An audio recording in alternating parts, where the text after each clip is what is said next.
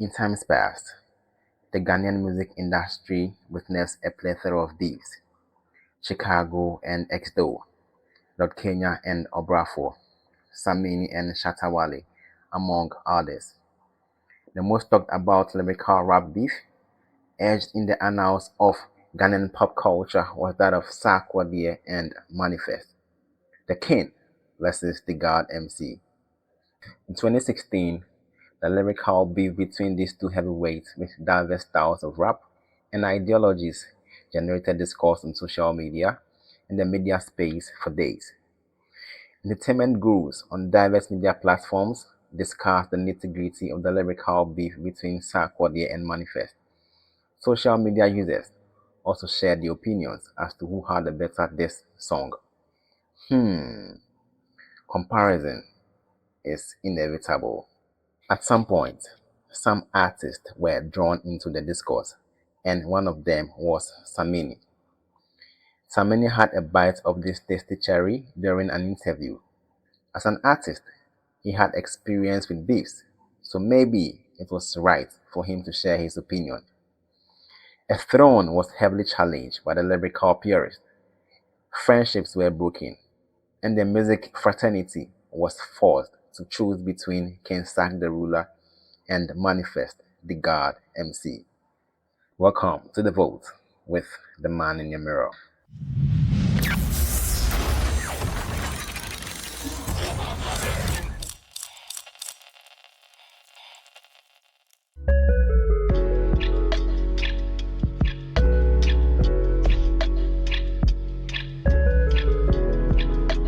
Sarkodie was officially introduced into the Ghana music scene when he featured on Edem's Ude Craze. However, lovers of rap who used to listen to Kasahari Level on Adom FM, hosted by Dr. Duncan, knew the name Sarkodie, but not the face. Sarkodie, due to a dint of hard work, became a household name. He had hits like Baby, featuring Moogies of R2Bs, Bugger, featuring J-Town, Push, Illuminati, Original, Adonai, You Go Kill Me, featuring EL, I'm in Love with You, featuring Ifya, Dangerous, featuring EL, Pandetin, featuring Banky W, and more. He had been featured on a couple of songs, including Sweetio by Raquel, Tonga by Joey B, Shot on Shot by Ice Prince, My Kind of Girl by D Black, Dancehall Commando by Shatawale, Bafira by Stoneball, etc. He had won multiple awards at the Telecel Ghana Music Awards, including New Artist of the Year and Artist of the Year. Do you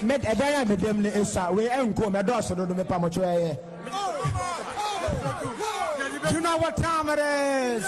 Sarkodie also won the Best International Act Africa at the BET Awards in 2012. He had released 4 albums: Mache, Rapaholic, Psychology, and Mary. M.anifest, on the other hand, was not mainstream. Little was known about him until 2012. However, few people knew him during the Safa days. He was known in some international markets, performing to predominantly white audiences. He had songs like Gentleman, Babylon Breakdown, Coming to America, Safa, and more. From 2012, things began to turn around as the name M.anifest was gradually becoming popular. He had hits like Samwebi, No Shortcut to Heaven featuring Obrafo, Weniaba featuring Bisakede, Maka, and Asa featuring Ifya. He featured on songs like Live the Jump by Kwabena Jones, Odaseni by Obrafo, The Chasing by EL, Hallelujah by EL, and he had released by 2 albums, Manifestations in 2008 and Apai, The Price of Free in 2013. Who was the bigger artist between the two? Clearly, it was Sarkodie.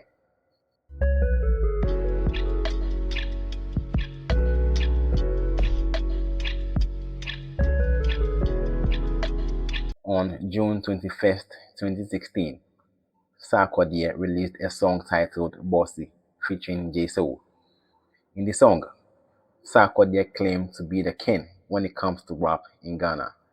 He claimed kingship and also asserted that as a king, he didn't necessarily have to wear a crown. He literally said he was the best rapper. He took delight in exhibiting braggadocio in the song. Lyrics like, "Man, I'm stressed out. You're talking about rappers and I'm left out. How? Competition for my next house. Since you're Ghana, who the fucking best now? Of course it's me, goddammit." He further expressed, "I am a king, but I don't feel like I got to wear a crown. Dominating the game, muna mubonkro. King sack the ruler. Mehumete, mete 3 shots tequila." Aside from claiming king and best rapper, some of the bars reeked of condescension, belittling his colleague rappers. "All these intertofefe rappers can't touch me. Omotimenyum every pretty flow." Manifest heard the song and wasn't happy about the jabs thrown by Sarkodie, claiming king when it comes to rap. So what song in particular did you hear? Because, listen, I'm asking Bossy. because I heard, for instance, Bossy. that you were Bossy. Yeah. Okay, cool. He shook the entire game when he released godmc, a perfect reply to Sarkodie's Bossy. It was the first time in history we witnessed a pen game with such brilliance and intelligence with respect to a diss song. Additionally, it was the first time a rapper had used a plethora of grammar to go at a fellow rapper. In replying to Sarkodie's kinship, Manifest said, What's a king to a god MC? Numero uno, that be me. He also expressed, Don't measure your pen with mine, you pen to mine and asinine. And you wanna be king, get your ass in line. These no be boss, I'm just passing time. in exhibiting braggadocio, he said, When the boss is around, who can you boss around? We some intelligent niggas that cannot dumb it down. Even my non-fat back then had sense in it. Difference between me and them, you are sensing it. Manifest even attacked the fashion sense of Sarkodie. Tell the fashion police, they can make an arrest. These boys copying the West, looking a mess. It's retarded. Sarkodie had the missiles thrown at him on godmc, and as a rapper who used to battle on Kasahari level, decided not to let it slide. Therefore, Sarkodie jumped on designer's Panda beat to reply Manifest, and he titled his Kanta. You could tell the anger in his voice. The raging fire got to the doorstep of Manifest. Talking about fashion, Sarkodie also attacked the fashion sense of Manifest on several aspects of the song. He said,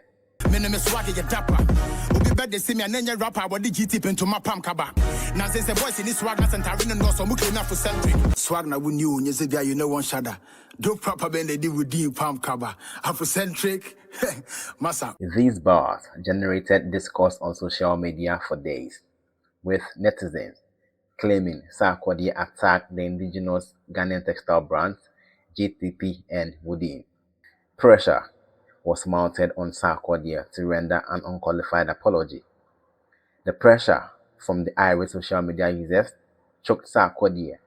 Therefore, he had no choice but to apologize, and he did that through his lawyer at the time, Moses Amwenin, a renowned corporate entertainment lawyer.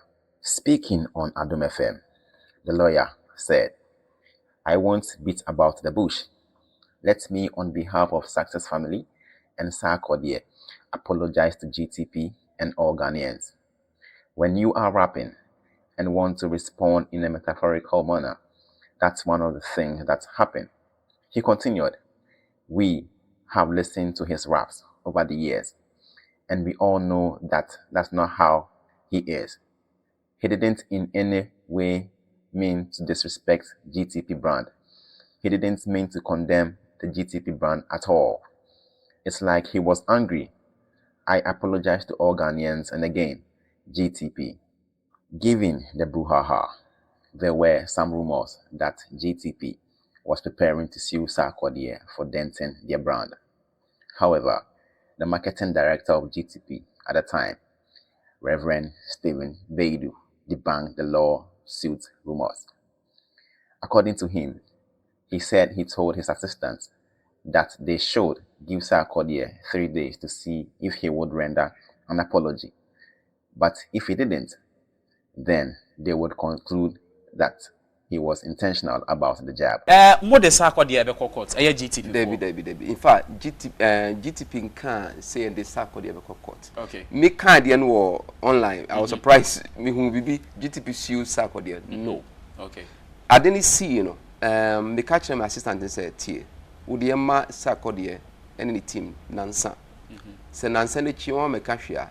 Then we know say o shada pano ye." Okay. He also asserted that he saw Sarkodie's reply as a heat of the moment response and didn't mean to disrespect the GTP brand. In fact, me can script ni me lyrics no and me can be na me tinyo no.